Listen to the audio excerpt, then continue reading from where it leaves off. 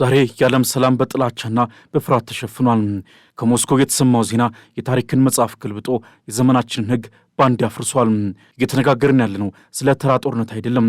የምናወራው ስለ ሞስኮ እምብርት ነው። ስለ ፑቲን መኖሪያ ቤት፣ ስለ ቫልዳይ፣ ስለዚያ የሩሲያ የነፍስና የስልጣን ማዕከል ስለሆነው ቤተ መንግስት ነው። የዩክሬን እጆች ዛሬ በሺ የሚቆጠር ኪሎ ሜትር ተጉዘው የሩሲያን የስልጣን ቅዱስ ስፍራ በድሮን ጥቃት ነክተውታል። ይህ የቫልዳይ የፑቲን ቤተ መንግስት በዩክሬን ሰው አልባ አውሮፕላን አሊያም ድሮን ጥቃት ኢላማ ሆኗል። የዩክሬን መልእክት የኔ ጥፋት ያንተም ይሆናል የሚል የቁጣና የፍጻሜ ቃል ነው።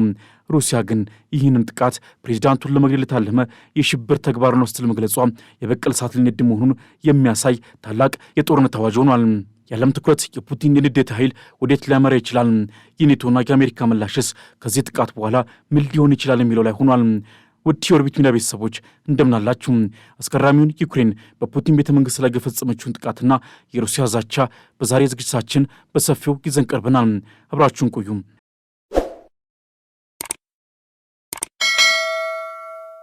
91 የዩክሬን ድሮኖች ወደ ቤተ መንግስቱ ሲያቀኑ ማክሸፋቸውን የገለጹት የሩሲያ የውጭ ጉዳይ ሚኒስትር ሰርጌይ ላቭሮቭ ይህ በቀላሉ የሚታለፍ ጥቃት አይደለም ካሉ ከጥቂት ሰዓታት በኋላ ሩሲያ አውዳሚውን ኦሬሽኒክ ሚሳኤል በቤላሩስ አስፈራለች። ላቭሮቭም የአጸፋ እርምጃውን በማንና እንዴት እንደምንመታ መርጠናል ማለታቸው ሚሳኤሉ ሊሟሽ መቃረቡን አመላክቷል። በሩሲያ እኔን አያደርገኝ የተባለችው ዩክሬንም በቤላሩስ አቅራቢያ የሚገኙ ዜጎቿ አካባቢውን ለቀው እንዲወጡ በጽኑ አሳስባለች ብሏል ዘጋርዲያን ጋዜጣ በሰበር መረጃው። ሌሊቱን አሊያም ነገ ወይም ከነገ ወዲያ በሩሲያ በኩል እጅግ ከባድ ጥቃት እንደሚጠበቅ ከትንቢያ ባለፈ በእርግጠኝነት እየተነገረ ነው። ዛሬ ዓለም ቆማለች። የሞስኮ ሰማይ ተቀዷል። ሩሲያ በዩክሬን ላይ በድሮን ጥቃት ሰላሟን ስታወክ፣ ዩክሬን ደግሞ አይደለም ዋናው ጥቃት እዚህ ነው ብላ የፑቲንን የግል የስልጣን ማዕከል ላይ የንቀት ጥቃት ፈጽማለች። ይህ ጥቃት ከወሳኙ የድርድር ምዕራፍ ዋዜማ ላይ የተፈጸመ መሆኑ ደግሞ የሚያሳየው የጦርነቱ ወግ በቅጽበት ተለውጧል ማለት ነው። ሩሲያ ይህን ጥቃት ፕሬዚዳንቱን ለመግደል የታለመ የሽብር ተግባር ነው ስትል መግለጿ በዚህ ሰዓት በዚህ ደቂቃ የዓለም የፖለቲካ ካርታ በቅጽበት ተሰንጥቆ ወደ አዲስና አስፈሪ ዘመን መሸጋገሩን ያሳያል። ታዲያ ጥያቄው ምን ተፈጠረ የሚለው ሳይሆን ዓለም አሁን ወዴት እየሄደች ነው የሚለው ነው። የዓለም ፖለቲካዊ መድረክ ዛሬም ቢሆን እንደ ዘይትና እንደ ውሃ ባልተዋሃደ የጥላቻና የፍላጎት ገመድ ተወጥሯል። ዛሬ ደግሞ የታሪክን ክር በቅጽበት ወደ አዲስ ምዕራፍ የሚፈትል አዲስ አደገኛና ልብ ሰቃይ ዜና ከሩሲያ ዋና ከተማ ሞስኮ ተሰምተዋል። ዩክሬን በሩሲያ ፕሬዚዳንት ቭላዲሚር ፑቲን የግል ስፍራ ቦታ ተብሎ በሚታወቀው ቫልዳይ ቤተ መንግስት ላይ የድሮን ጥቃት መፈጸሟ ሲዘገብ ይህ ድርጊት የመካከለኛው ዘመን ጎራዴና የዘመናችን ጦር መሳሪያ የተጋጠመበት ታላቅ የንቀት ጥቃት ሆኗል። ይህ ጥቃት በሞስኮ እምብርት ውስጥ የሚፈጸሙ ጦርነቱ ከዩክሬን የፍርስራሽ ሜዳ አልፎ ወደ ሩሲያ የስልጣን ማማ መሸጋገሩን የሚያሳይ የሚጮህ ደውል ነው። የዩክሬን ዓላማ የወታደራዊ ግብ ማሳካት ብቻ አልነበረም። ይልቁንም የሞስኮን ደህንነት ስጋት ለዓለም ማሳየትና የፑቲንን የግል ክብር መፈተን ነበር። ሩሲያ ይህንን ጥቃት የሽብር ተግባርና የሩሲያ ፌዴሬሽን ፕሬዚዳንትን ሕይወት ለመግደል የታለመ እርምጃ ማለት አውግዛለች። እንዲሁም ተገቢውን የመልስ እርምጃ የመውሰድ መብቷን በግልጽ አስቀምጣለች። ይህ ማለት የሀያላኑ የክርክር ቋንቋ አሁን ከዲፕሎማሲው ቃል ወደ ጥይትና ሚሳኤል ተሸጋግሯል ማለት ነው። ይህ የክሬምሊን ጥቃት ከዩክሬን ጦርነት ወቅታዊ ሁኔታ ጋር በቀጥታ ይገናኛል። ሩሲያ በዩክሬን ላይ የኃይል ጫና ለመፍጠር የኃይል ማመንጫዎችንና የሲቪል ኢላማዎችን በድሮን ስትመታ፣ ዩክሬን ደግሞ አይደለም ጦርነቱ የሁለታችንም ነው በሚል በአደገኛው የሞስኮ ልብ ላይ የመለሰችው ጥቃት ነው። ትግል የጀመረ ሰው መቼም ተስፋ አይቆርጥም እንዲሉ የዘለንስኪ መልእክት በሰላም ድርድር ባይሳካ እንኳ በኃይል መልስ እንመታለን የሚል ነበር። የአሜሪካ የሰላም ተስፋና የክሬምሊን ምላሽ በተፋጠጡበት በዚህ ወቅት የሰላም ዕድል በታላቅ አውሎ ነፋስ ላይ እንደተሰጣ ጨርቅ ተንጠልጥሏል።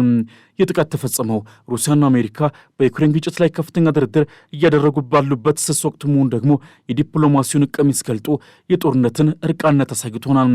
ሩሲያ በውጭ ጉዳይ ሚኒስትሯ ሰርጌይ ላቭሮቭ በኩል እንዲህ ያለ የግዴለሽነት እርምጃ ያለአንዳች ምላሽ አይታለፍም ስትል የሞት አዋጅ አውጃለች።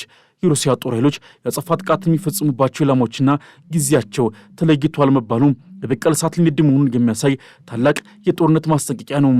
የንጉሥ ሞት ይነገራል፣ የሞራል ሞት አይነገርም እንዲሉ ፑቲን የደረሰባቸውን የሞራል ጉዳት በቀላሉ የሚችል አይደለም። በመሆኑም በእሳቸው ያልተለመደና አስደንጋጭ ይሆናል ተብሎ ይገመታል። የሩሲያው የስቴት ዱማ ተቀዳሚ ምክትል ሰብሳቢ አሌክዛንደር ዡኮቭ ይህንን የላቭሮቭን ለአቋማቸው ተገቢ መሰረት አላቸው ሲሉ መደገፋቸው የሩሲያ የፖለቲካ ማዕከል በመጨረሻው ምላሽ ላይ ሙሉ በሙሉ መስማማቱን ያመላክታል። ይህ የክሬምሊን ጥቃት የሰላም ድርድሩን ገበታ ሙሉ በሙሉ ገልብጦታል። ትራምፕና ዜሌንስኪ በቅርቡ በፍሎሪዳ ውስጥ በተካሄደ ስብሰባ ላይ የሰላም እቅድ ለማዘጋጀት 90 በመቶ ዝግጁ ነኝ ሲሉ የተስፋን ዜማ ሲያሰሙ ነበር። አሜሪካ ለዩክሬን የ15 ዓመታት የደህንነት ዋስትና ለመስጠት 95 በመቶ ተቃርበናል ማለቷ ዩክሬን ደግሞ ኔቶን የመቀላቀል ጥያቄዋን ለጊዜው ለመተው ዝግጁ መሆኗ የዲፕሎማሲውን ብልሽታ አሳግቶ ነበር። ሆኖም ዩሪ ሻኮቭ የሩሲያን የጠንካራ አቋም መግለጽ ደፋር ኃላፊነት የተሞላበት የፖለቲካ ውሳኔ ከኪየቭ በኩል ያስፈልጋል ማለታቸው ግዛትን የመስጠትና ያለመስጠት አጣብቂ ላይ የድርድሩ ገበታ እንደ ተንኳሽ መሬት መሆኑን ያሳያል። አሁን ደግሞ የክሬምሊን ጥቃት ሁሉንም ነገር ወደ መጀመሪያው የመነሻ ነጥብ መልሶታል። ትራምፕ ራሳቸው በጣም ተናድጄ ነበር ማለታቸው ጥቃቱም የሰላም ጥረታቸውን በእጅጉ እንደጎዱ ያመላክታል። ዩክሬን በድሮን የመታችው አካላዊ ግብ ሳይሆን የፑቲንን የመደራደር ሞራል ነው። በዚህ ሁሉ ጥረት መካከል ሩሲያ ስልታዊ በሆነ መንገድ የመከላከያ አቅሟን እያሳየችና እያጠናከረች ነው። ሩሲያ ኒኩሌር የመሸከም አቅም ያላቸውን ሮሽኒክ ሚሳይሎችን ወደ ቤላሩስ ማዛወሯን የሚያሳይ ቪዲዮ ይፋ ማድረጓ ለኔቶ ሀገራት በተለይም ፖላንድ፣ ሊቱዌኒያና ላትቪያ የቀጥታ ስጋት መልእክት ነው። ፑቲን ይህ ሚሳይል ከድምፅ ፍጥነት በ10 እጥፍ በላይ በመሆኑ መጥለፍ እንደማይቻል መናገራቸው የአውሮፓን የጸጥታ ድንበሮች መፈተንና ጦርነቱን ከሌሎች አካባቢዎች የመስፋፋት እድሉን ከፍተኛ ማድረጉን ያሳያል። ሩሲያ በአንድ በኩል ውስጣዊ ደህንነቷ ቢፈተሽም በሌላ በኩል ደግሞ የውጭ ያለውን በማጠናከር ከቶ አልነካ ማለቷን አሳይታለች። በተመሳሳይ ጊዜ የዩክሬን ከቤላሩስ ድንበር አቅራቢያ የሚገኙ መንደሮችን ለግዳጅ ለቀው እንዲወጡ ማዘዟ የሩሲያ የጥቃት ስትራቴጂ የዩክሬን ድንበር አካባቢ ሕይወት ሽባ ማድረግ ላይ ማተኮሩንና የአየር መከላከያ ስርዓቷ ለጥቃቱ ምላሽ ለመስጠት ያላት የጊዜ ገደብ በጣም አጭር መሆኑን ያሳያል። ይህ የክሬምሊን ጥቃት የሰላም ድርድሩን የመጨረሻ ዕጣ ፈንታ በሁለት አቅጣጫ ላይ ጥሏል። አንደኛው አቅጣጫ ሩሲያ በደረሰባት የሞራል ውድቀት ምክንያት ከመቼውም ጊዜ የበለጠ ተናዳ አውዳሚ የመልስ እርምጃ ትወስዳለች። ሩሲያ የድርድሩን አቋም ማጠናከር መሆኗ መግለጿ የዩክሬን ግዛት የመውጣት ጥያቄዎችን ሙሉ በሙሉ ልጥል እንደምትችል ያመላክታል። ሁለተኛው አቅጣጫ ደግሞ ትራምፕም ሆኑ ምዕራባውያን መሪዎች የሩሲያ የውስጥ ደህንነት መናጋትን እንደ ጦርነት ማብቂያ ዕድል ወስደው ለዩክሬን የሚደረገውን የረጅም ርቀት ሚሳኤል ድጋፍ እንዳይዘገይ በማድረግ የፑቲንን ጫና የበለጠ እንዲያፋጡን ይገፋሉ። ትናንት የሞተ ሰው ነገ አይጠብቅም እንዲሉ የሰላም ዕድል አሁን በሰከንዶች የሚለካ ሆኗል። አሁን ያለው ሁኔታ የሚያሳየው ምንም አይነት ቃል ኪዳን፣ ምንም አይነት ስምምነት በአያሌኑ መካከል ዋጋ እንደሌለው ነው።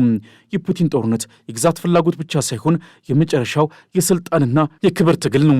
የዜሌንስኪ ቃል በአሜሪካ ድጋፍ ይህ ጦርነት ሊያልቅ ይችላል የሚባል ባይሆንም የሩሲያ ምላሽ ደግሞ የአሜሪካ ድጋፍ ቢኖርም ጦርነቱ አያልቅም የሚል ነው።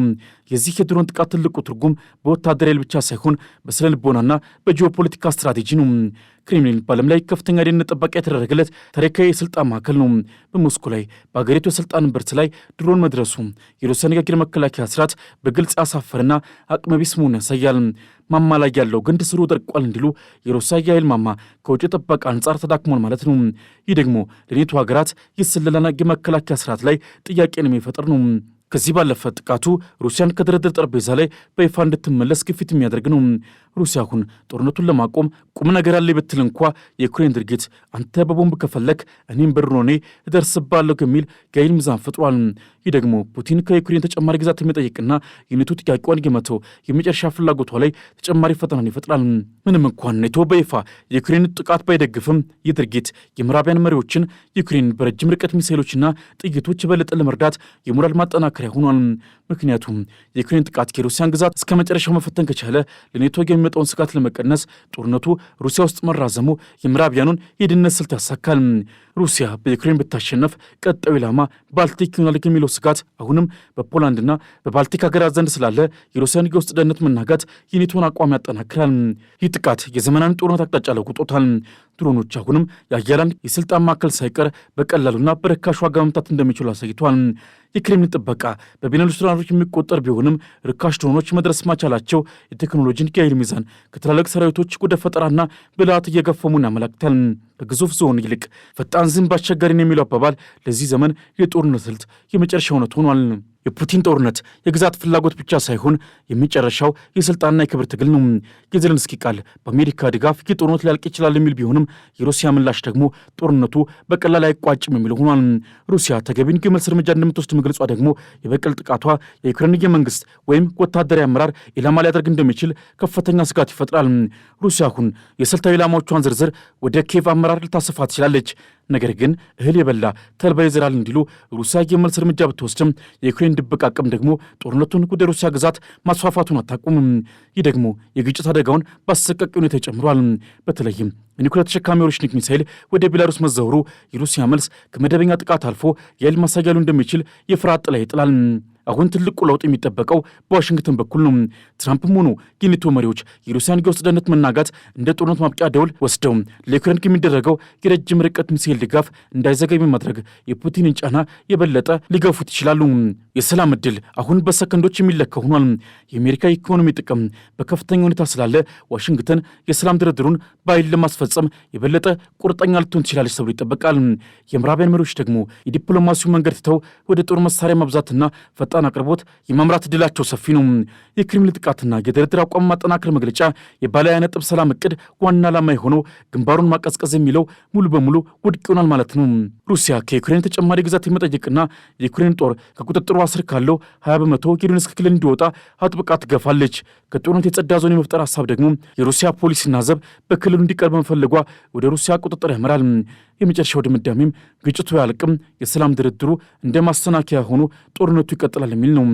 ለዛሬ ጋዘጋጀንላችሁ ሰፊ ትንታኔ ይህን ይመስላል። ሀሳብ አስተያየታችሁን ከታች ባለው ጋዜጣ መስጫ ቦታ ላይ አስቀምጡልን። ቻናላችንን ሰብስክራይብ በማድረግ የደወል ምልክቱን መጫን ይርሱ። በሚቀጥለው ጊዜ እስክንገናኝ ድረስ ሰናይ ጊዜ ይሁንላችሁ።